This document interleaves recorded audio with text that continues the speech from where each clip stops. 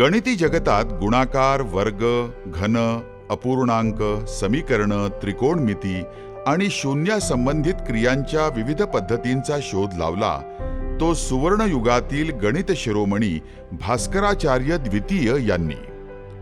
इसवी सन 1114 ते इसवी सन 1185 या कालखंडात भास्कराचार्यांनी गणित, खगोलशास्त्र आणि आकाश निरीक्षणाचं ज्ञान संपादित केल्यानं 40 गावातील पाटणा देवीचं नाव जगभर प्रसिद्ध झालं. अशा या थोर गणितशास्त्रज्ञानं जगासमोर आणलेल्या गणिती पद्धतींचं मोल आजही टिकून आहे. अमेरिका, युरोपमध्ये सातत्यानं या विभूतीवर संशोधन सुरू आहे. परंतु बदलत्या काळात गणिताच्या अभ्यासात देशात आणखी सखोल अभ्यासाची आणि संशोधनाची गरज निर्माण झाली आहे. याच संकल्पनेतून आमदार उन्मेषदादा पाटील यांच्या पुढाकारानं 40 गावला जागतिक दर्जाची भास्कराचार्य मॅथ सिटीचा प्रयोग साकारतो आहे.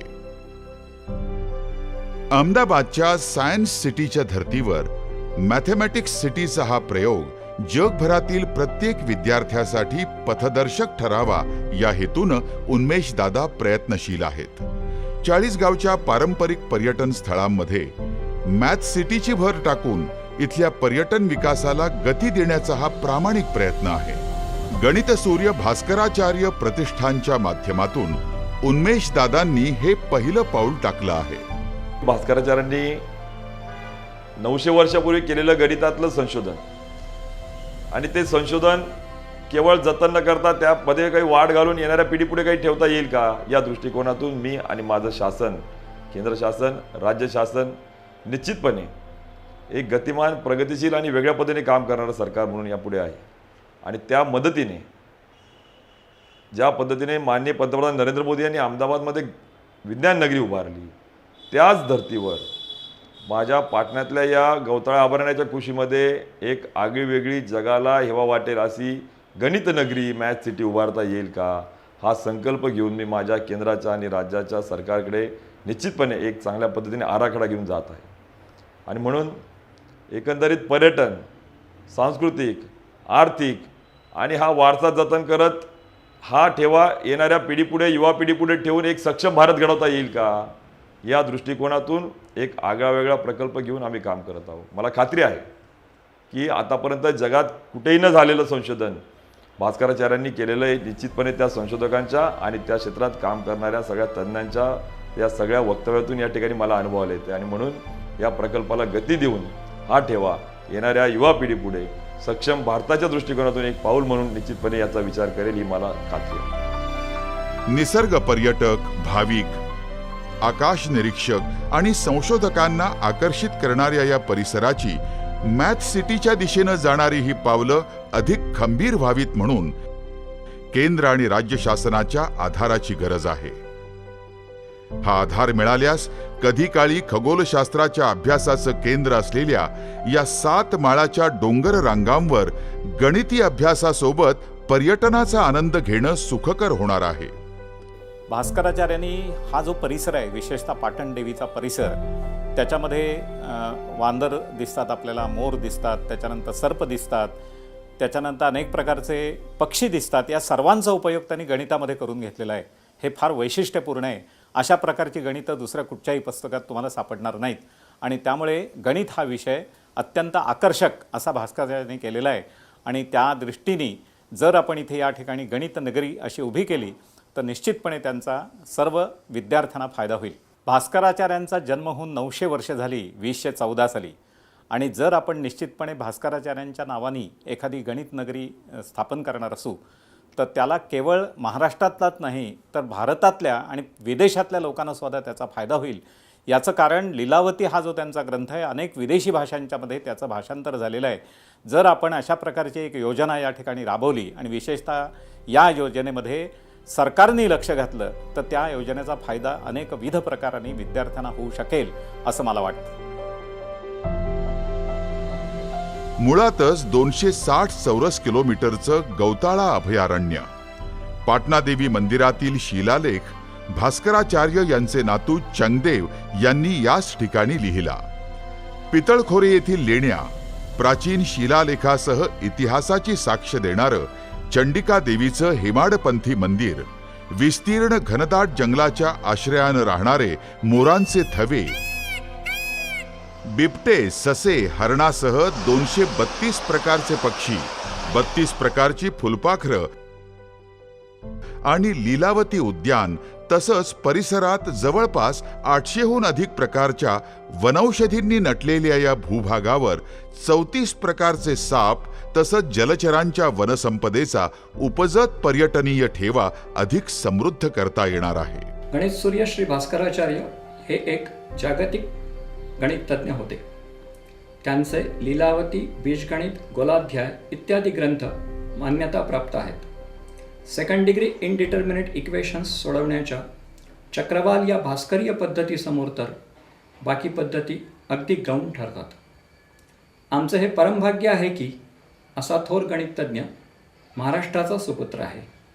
त्यांच्या कार्याचे चिरंतन स्मारक व्हावे आणि भविष्यात पुन्हा गणिताचे सुवर्णयुग भारतात यावे म्हणून पाटण येथे प्रस्तावित जो प्रकल्प कार्य होत आहे ही अत्यंत आनंदाची व अभिमानाची गोष्ट आहे.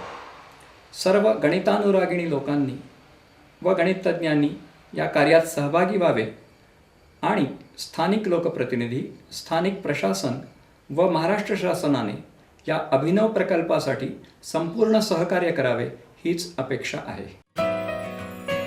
भास्कराचार्य मॅथ सिटी कशी असू शकेल आणि त्यात कोणकोणत्या बाबींचा समावेश असेल यावर आपण ग्राफिक्सच्या माध्यमातून जाणून घेऊया. या भास्कराचार्य मॅथ सिटीत बालगोपाळांपासून ज्येष्ठांपर्यंत सगळ्यांनाच गणिताकडे आकर्षित करणाऱ्या गणिताच्या 1000हून अधिक खेळांचा समावेश असेल. गणित संकल्पनेवर आधारित गणिती उद्यानाची सैर करता येईल. गणिती संदर्भ साहित्यांची माहिती देणारे अद्ययावत ग्रंथदालन तसंच गणिती संकल्पनांच्या संशोधनासाठी स्वतंत्र दालनाची निर्मिती करता येईल. गणिताची गोडी लागावी या दृष्टिकोनातून गणित आणि खगोलशास्त्राच्या विषयांचा अभ्यास करू इच्छिणाऱ्यांसाठी तारांगणाचा देखील यात समावेश असेल.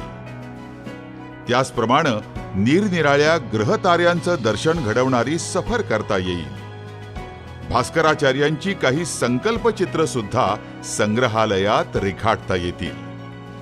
याबरोबरच मॅथ क्लिनिक ऐकून आश्चर्य वाटलं, पण गणिती दवाखान्याची संकल्पना इथं पाहायला मिळेल. त्या जोडीला पारंपरिक भारतीय गणित, वैदिक गणित तसंच वेगवेगळ्या गणिती परीक्षा क्रॅक करण्यासाठीचं प्रशिक्षण इथं उपलब्ध होऊ शकेल. अद्ययावत आणि जागतिक दर्जाच्या या भास्कराचार्य मॅथ सिटीमुळं भावी पिढीला गणिताबद्दल आकर्षण, गणिताचं हसत खेळत शिक्षण आणि संशोधन करण्यास मोठा हातभार लागू शकेल. एकंदर नैसर्गिक, धार्मिक आणि सामाजिक क्षेत्रात अग्रेसर असणारा हा तालुका आता या नवीन संकल्पनेमुळं पर्यटनाच्या दृष्टीनं एक नवा अध्याय महाराष्ट्राच्या इतिहासात रचेल. 40 गाव, सुखसंपन्नता, विद्वत्तेचा समृद्ध वारसा लाभलेलं महर्षी वाल्मिकींचं जगद्विख्यात चित्रकार केकी मूस अर्थात बाबूजी यांचं गाव. चित्रकार केकी मूस यांचं हे कला संग्रहालय पाहण्यासारखं आहे. टेबलटॉप फोटोग्राफीचे जनक म्हणूनही ओळख असलेल्या केकी मूस यांच्या पुण्यतिथीच्या दिवशी सर्वधर्म प्रार्थनेचं आयोजन केलं जातं. अशा कितीतरी वैशिष्ट्यांनी नटलेल्या 40 गावला हिंदू मुस्लिम ऐक्याचं प्रतीक असलेला बामोशी बाबांचा दर्गा, गौताळा अभयारण्य, आध्यात्मिक श्री क्षेत्र ऋषीपांथा, वालझरी येथील वाल्मिक ऋषींचं मंदिर, महादेव मंदिर, वाघडीचं प्राचीन मुधाई माता मंदिर तसंच बहाळ येथील भास्कराचार्य यांचे बंधू श्रीपत यांचा नातू अनंत देव यांची प्राचीन गढी आणि शिलालेखाचा उपजत वारसाही आहे.